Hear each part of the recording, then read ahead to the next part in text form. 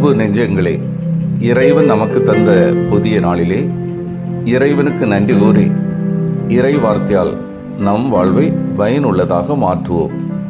இறைவன் நம் அனைவரை நிறைவாக ஆசீர்வதித்து பாதுகாத்து வழிநடத்துவாராக.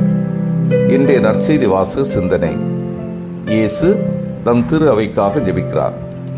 யோவான் நற்செய்தி நூல் பிரிவு 17 இறை சொற்றொடர்கள் 20 முதல் 26 முடிய. இதன் விளக்கம் அறிவோம்.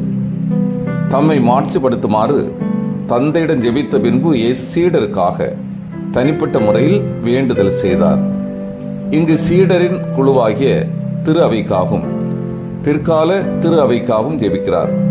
குறிப்பாக திரு அவையின் உறுப்பினர் அனைவரும் ஒன்றித்திருக்க வேண்டும் என மன்றாடுகிறார். அதோடு தாம் இருக்கும் இடமாகிய தந்தையின் இடத்திற்கு அவர்களும் வந்து சேர வேண்டும் என வேண்டுகிறார். அன்பார்ந்தவர்களே, இயேசு இன்றைய நற்செய்தியில் ஜெபிக்கிறார்.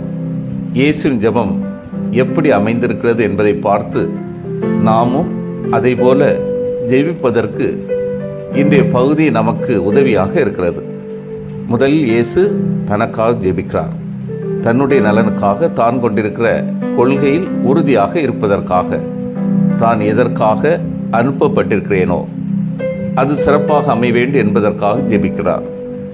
அது எந்த விதத்திலும் மற்றவர்களுக்கு இடரலாக அமையவில்லை. தான் நன்றாக இருந்து மற்றவர்கள் பாதிக்கப்பட வேண்டும் என்பதாகவும் இல்லை.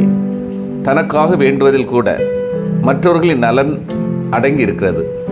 இயேசுவின் ஜெபம் அவருக்கானதாக மட்டும் இருக்கவில்லை, அது மற்றவர்களுக்காகவும் அமைகிறது. தன்னுடைய சீடர்களுக்காக ஜெபிக்கிறார். அவர்கள் வாழ்வில் மதிப்பீடுகளோடு வாழ வேண்டும் என்பதற்காக ஜெபிக்கிறார். அவர்களது வாழ்க்கையும் மற்றவர்களுக்கு பயன்பட வேண்டும் என்பதாக அமைகிறது.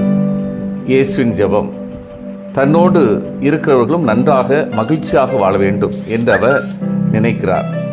இறுதியாக அனைவருக்காகவும் ஜெபிக்கிறார். தானும் தன்னுடன் உள்ளவர்களும் நன்றாக வாழ வேண்டும் என்று மட்டும் அவர் ஜெபிக்கவில்லை, அனைவரும் நன்றாக மகிழ்ச்சியாக வாழ வேண்டும் என்று அவர் விரும்புகிறார். அந்த எண்ணத்தை தன்னுடைய ஜெபத்தில் எழுப்புகிறார். நமது வாழ்வில் நாம் கடவுளிடத்தில் ஜெபிக்கிற போது எத்தகைய உணர்வோடு ஜெபிக்கிறோம்? நமது ஜெபம் நமக்கானது மட்டுமா, நம்மோடு வாழ்கிறவர்களுக்கு தேவை என்பதை உணர்கிறோமா? சிந்தித்து தியானித்து செயல்படுவோம். இயேசுவின் பணியை நான் மகிழ்வோடு செய்ய ஜெபிக்கின்றேனா?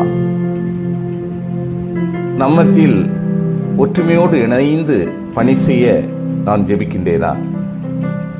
திரு அவையில் உள்ள அனைவரும் இயேசுவின் இறையாட்சி பணியை சிறப்பாக செய்ய நான் ஜெபிக்கின்றேனா? மன்றாடுவோமாக.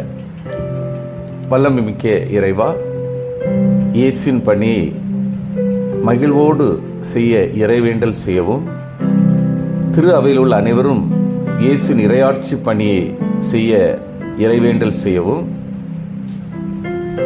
சீடர்களும் பொறுப்போடு செயல்படுத்துவதற்காக எங்கள் மத்தியில் இருக்கின்ற அனைவரும் சீடத்துவ பணியை உள்ளன்போடு செயல்படுத்த ஜெபிக்கவும் வரம் தாரும். ஆமீன்.